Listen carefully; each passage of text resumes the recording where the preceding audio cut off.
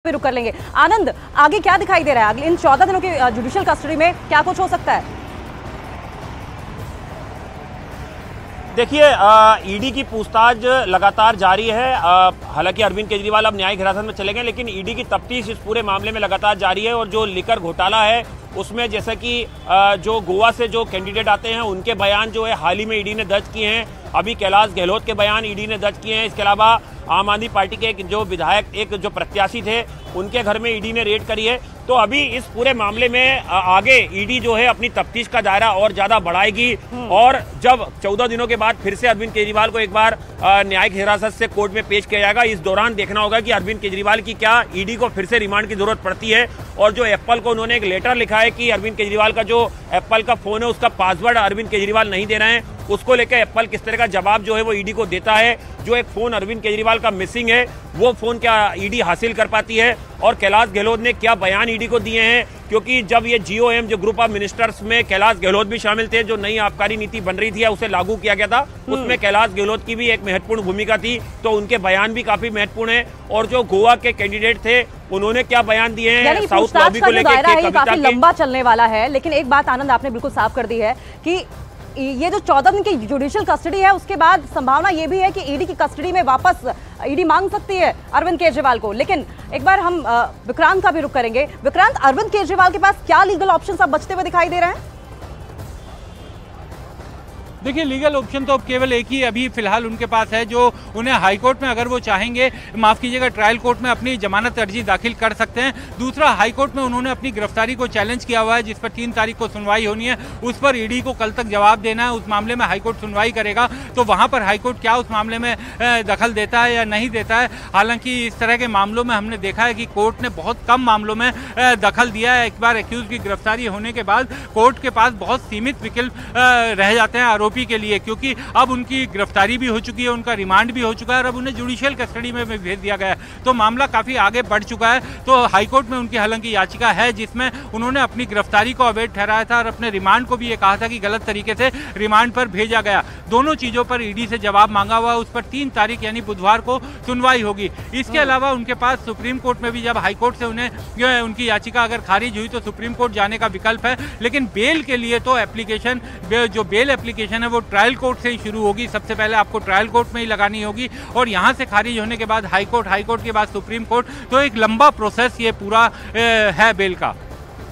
ठीक है विक्रांत, एक बार आनंद का रुख करेंगे। आनंद, सिक्योरिटी के क्या कुछ इंतजाम हैं? आप बता रहे थे, अपनी बात पूरी कीजिए जरा। तिहाड़ जेल के बाहर और तिहाड़ जेल के अंदर भी क्या जानकारी मिली है? जो देखिए, चूंकि दिल्ली के मुख्यमंत्री अरविंद केजरीवाल हैं और एक हाई प्रोफाइल कैदी के तौर पे अब वो तिहाड़ जेल पहुंचने वाले हैं और तिहाड़ जेल में उन्हें रहना पड़ेगा। जैसा कि पहले से ही मैं आपको बता रहा हूं कि 5 नंबर जेल में तिहाड़ जेल के बड़े अधिकारियों ने मुआयना किया है और वहां पर सुविधाएं देखिए कि किस तरह की सुविधाएं जो हैं, सुरक्षा को लेकर किस तरह की सुविधाएं हैं और सुरक्षा को लेकर 5 नंबर जेल कितनी ज्यादा महत्वपूर्ण है। कयास ये भी लगाया जा रहा है कि 2 नंबर जेल में भी जो है वो अरविंद केजरीवाल को रखा जा सकता है, क्योंकि 1 और 2 नंबर जेल। नमस्कार, न्यूज़ 18 इंडिया देख रहे हैं आप। मैं हूं आपके साथ मोनिका ठाकुर। नमस्कार, आपके साथ मैं हूं पूजा। और इस वक्त की सबसे बड़ी खबर आपको बता दें, शराब घोटाला मामले में दिल्ली के सीएम अरविंद केजरीवाल को कोर्ट ने 15 अप्रैल तक के लिए न्यायिक हिरासत में तिहाड़ जेल भेजा है। ये इस वक्त की ब्रेकिंग न्यूज है। जी आपको बता दें, ईडी ने केजरीवाल की रिमांड नहीं मांगते हुए न्यायिक हिरासत की मांग की थी और ईडी ने कोर्ट में दावा करते हुए केजरीवाल पर जांच में सहयोग नहीं करने का भी आरोप लगाया। और यही वजह है कि एक बहुत बड़ा झटका यहां पर अरविंद केजरीवाल के लिए, क्योंकि कोर्ट ने 15 अप्रैल तक उन्हें अब जुडिशियल कस्टडी यानी कि न्यायिक हिरासत में भेज दिया है। और ईडी की तरफ से यह भी कहा गया है कि जांच में अरविंद केजरीवाल सहयोग नहीं कर रहे हैं, यानी कि अब अरविंद केजरीवाल को तिहाड़ जेल जाना होगा। तो इस वक्त की सबसे बड़ी खबर आपको बता रहे हैं, अरविंद केजरीवाल को राहत नहीं मिल पाई है। 14 दिन की जेल यानी कोर्ट ने 15 अप्रैल तक उन्हें न्यायिक हिरासत में जुडिशियल कस्टडी में भेज दिया है। और सबसे गंभीर ये कि केजरीवाल पर जांच में सहयोग नहीं करने का आरोप है। हमारे 2 सहयोगी इसी खबर पर जुड़े हुए हमारे साथ राउज एवेन्यू कोर्ट से विक्रांत यादव जुड़े हुए हैं, ईडी दफ्तर से हमारे साथ आनंद तिवारी मौजूद है। विक्रांत, सबसे पहले आपका रुख करते हुए, ये जो ईडी की तरफ से आरोप केजरीवाल के ऊपर लगे हैं कि वो जांच में सहयोग नहीं कर रहे हैं, क्या इससे भी केजरीवाल की मुश्किलें आने वाले दिनों में और बढ़ेंगी?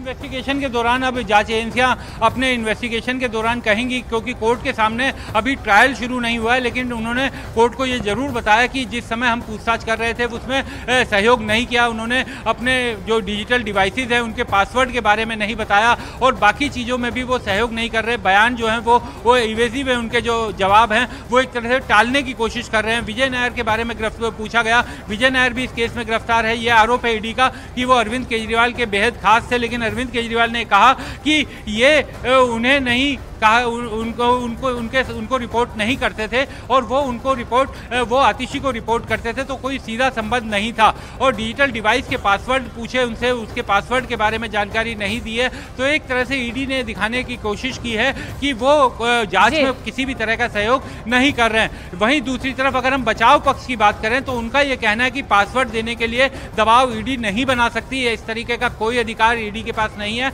अक्यूज अगर नहीं देना चाहता तो वो नहीं देगा, ये उसका लीगल राइट है। और ईडी जो बयान लेना चाहती है, अगर उसके मन मुताबिक बयान ना दिए जाएं तो इसे असहयोगपूर्ण कार्रवाई नहीं कहा जा सकती। तो इस तरीके की दलीलें हैं, ये चलेंगी। हालांकि ये ट्रायल के दौरान ये सब चीज़ें ज़्यादा उठेगी और उस समय ये तमाम चीज़ें ईडी कोर्ट के सामने भी रखेगी। अब हालांकि उन्हें 14 दिन के लिए जुडिशियल कस्टडी में भेज दिया गया है, 14 दिन बाद फिर से लाया जाएगा और अगर जब तक अब जमानत नहीं मिलती तब तक न्यायिक हिरासत में तिहाड़ जेल में ही रहना पड़ेगा। बिल्कुल, जब तक जमानत नहीं मिलती है तब तक यहाँ पर अरविंद केजरीवाल की मुश्किलें और ज्यादा बढ़ती हुई नजर आ रही है। आनंद हमारे सहयोगी हमारे साथ जुड़ रहे हैं, वो भी जुड़े हुए हैं हमारे साथ, क्योंकि तिहाड़ जेल में किस तरीके की इंतजाम किए गए हैं, कौन से बैरक में अरविंद केजरीवाल को रखा जाएगा। आनंद, क्या जानकारी मिल पा रही है, कौन से बैरक में रखा जाएगा, क्या तैयारी चल रही है, सामान्य कैदी की तरह उन्हें रखा जाएगा, क्या क्या अनुमति उन्हें दी गई है चीजें ले जाने के लिए अंदर? देखिए, जो तिहाड़ के सूत्र बता रहे हैं कि या तो 5 नंबर जेल या 2 नंबर जेल में अरविंद केजरीवाल को रखा जा सकता है। मैं आपको बता दूं कि तिहाड़ में कुल 9 जेल हैं और उसमें करीबन 12,000 कैदी बंद हैं। और अगर आप बात करें मनीष सिसोदिया की, तो मनीष सिसोदिया इस वक्त जो है वो जेल नंबर 1 में बंद है, वो पहले जेल नंबर 2 में थे। इसी 2 नंबर जेल की बात कर रहा हूं मैं कि इसमें अरविंद केजरीवाल को रखा जा सकता है। और 2 नंबर जेल जो है उसमें पहले संजय सिंह बनते, जिन्हें की शिफ्ट करके 5 नंबर जेल में बंद कर दिया गया है। तो आप सोच सकते हैं कि जो जानकारी मिल रही है उसके मुताबिक लगभग ये तय है कि या तो 5 नंबर जेल या 2 नंबर जेल में अरविंद केजरीवाल को रखा जाएगा। अगर ऐसा होता है तो उनके साथ शायद आम आदमी पार्टी के या तो मनीष सिसोदिया या फिर संजय सिंह उसी जेल में उनके साथ बंद जो है वो रहेंगे, क्योंकि 5 नंबर और 2 नंबर जो जेल है उसे पहले से ही जो है वो सैनिटाइज किया गया था और उसमें सुरक्षा के पुख्ता इंतजाम किए गए थे, क्योंकि अरविंद केजरीवाल पे थ्रेट परसेप्शन काफी ज्यादा, उनकी सुरक्षा पहले से ही काफी बढ़ा दी गई थी। और हमने देखा उनके ऊपर कई बार हमले करने की कोशिश भी जो है वो उनकी सभाओं में किए गए हैं। तो ऐसे में तिहाड़ में जब खूंखार कैदी, गैंगस्टर, आतंकवादी बनने और वहां पर अरविंद केजरीवाल की सुरक्षा तिहाड़ जेल के लिए सबसे बड़ा